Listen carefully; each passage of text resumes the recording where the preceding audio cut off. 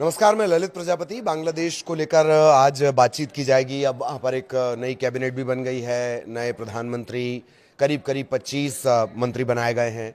लेकिन एक सबसे बड़ा सवाल है कि जिन हिंदुओं ने भर भर कर वोट किया है, जिन हिंदुओं के दम पर, जिन अल्पसंख्यक, मुझे ज़्यादा बेहतर शब्द है, जिन अल्पसंख्यकों के दम पर तारिक रहमान आए हैं, क्या वाकई दो हिंदू चेहरे देकर वो दाग धोने की कोशिश कर रहे हैं या सिर्फ दिखावा करने की कोशिश कर रहे हैं, या वाकई वो रिप्रेजेंटेशन मिल पाएगा? क्योंकि जो हिंदू बहुल इलाके हैं, अल्पसंख्यक बहुल इलाके हैं, वहाँ से तो भर भर कर जीत हुई है। जमाते इस्लामी को जो वोटर्स हैं उन्होंने एक तरह से धो दिया है। सबसे पहले इस कैबिनेट की बात कर ली जाए, दो हिंदू इसमें शामिल किए गए हैं। 13वें संसदीय चुनाव में तारिक रहमान ने जीत हासिल की। दो अल्पसंख्यक समुदाय के नेताओं को मंत्री बनाया गया है। 25 सांसदों ने मंत्री पद की शपथ ली। भारी भरकम मंत्रिमंडल है ये। निताई रॉय चौधरी का नाम शामिल है। हालांकि पहले बात आ रही थी कि जो चौधरी के समधी हैं और पूर्व मंत्री रह चुके हैं, गोएश्वर चंद्र रॉय, उन्हें जगह मिलेगी, उन्हें नहीं मिल पाई है। तो एक तो निताई रॉय चौधरी हो गए, दूसरे दीपेन दीवान, यही दो मंत्री बनाए गए हैं। पहले निताई रॉय चौधरी की बात कर ली जाए। दरअसल ये बांग्लादेशी वकील हैं, राजनीतिज्ञ हैं, प्रमुख रणनीतिकारों में इन्हें माना जाता है। पार्टी के प्रमुख रणनीतिकारों में ये आते हैं, सलाहकार भी रहे हैं। इन्होंने करीब करीब 30,000 से ज़्यादा वोटों से जमात के जो उम्मीदवार हैं, मुस्तरशिद बिल्लाह, उन्हें हराया। दीपेन दीवान को भी जान लीजिए। बौद्ध मेजॉरिटी वाले चकमा एथनिक माइनॉरिटी ग्रुप से ही आते हैं। दक्षिण पूर्व रंगमती जिले की एक सीट से जीते हैं। उनकी धार्मिक पहचान को लेकर बहुत साफ नहीं है। कई लोग उन्हें हिंदू बताते हैं और चकमा के एक उम्मीदवार को इन्होंने हराया है। इनके बारे में आगे हम आपको जानकारी देंगे। पर ये दो नाम हैं। जो गोएश्वर रॉय हैं, पहले उनकी चर्चा चल रही थी क्योंकि अल्पसंख्यक हिंदू समुदाय के जो बड़े चेहरे हैं उनमें से एक वो माने जाते हैं। खालिदा जिया सरकार में 1991 से 96 के बीच वो मंत्री भी रहे हैं। और इस बार उन्हें जगह न देकर उनके जो समधी हैं निताई रॉय चौधरी, उन्हें ये जिम्मेदारी दी गई है, मंत्री पद की जिम्मेदारी दी गई है। खालिदा जिया के कार्यकाल में भी जो हिंदू मंत्री हैं वो शामिल रहा करते थे। एक गोएश्वर चंद्र रॉय हैं 91 से 96, और एक गौतम चक्रवर्ती, ये भी रहे हैं।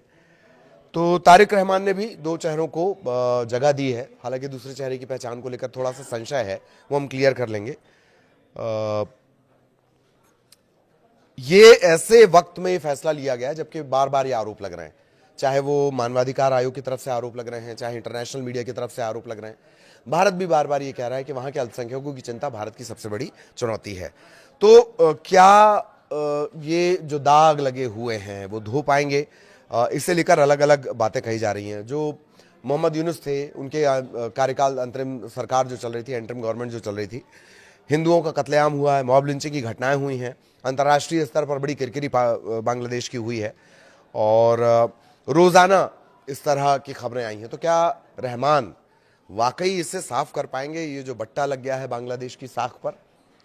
हालांकि बीएनपी भारत से संबंधों को लेकर हमेशा से संबंध जो है थोड़े तल्ख रहे हैं, खालिदा जिया के दौर से लेकर और अब तक बीएनपी और जब भी बीएनपी सत्ता में होती तो थोड़े तल्ख संबंधित होते हैं।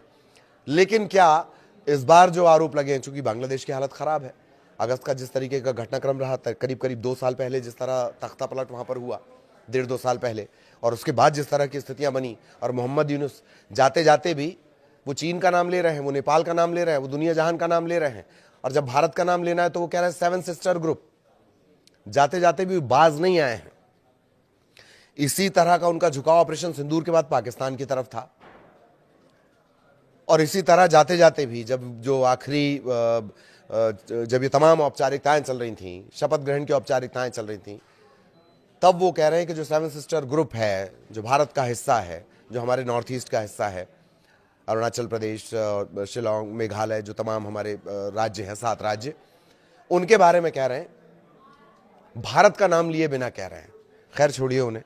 तो 25 जो नाम है उस कैबिनेट में वो जान लीजिए। मिर्ज़ा फ़खरुल इस्लाम है, मिर्ज़ा फ़खरुल इस्लाम, अमीर खुसरू चौधरी हैं, सलाहुद्दीन अहमद है, इकबाल हसन है, हाफिज जउद्दीन है, अबू जफ़र हैं, डॉक्टर खलीफुर रहमान हैं, काजी शाह हैं, मिजानुर रहमान हैं, निताई रॉय, जिनको लेकर हमने ये खबर भी बनाई है, इसके अलावा अब्दुल मुक्तदिर हैं, अरिफुल हक हैं, जहीरुद्दीन हैं, मोहम्मद अमीन और रशीद हैं, अफरोज़ा खानम है, शाहिदुद्दीन है।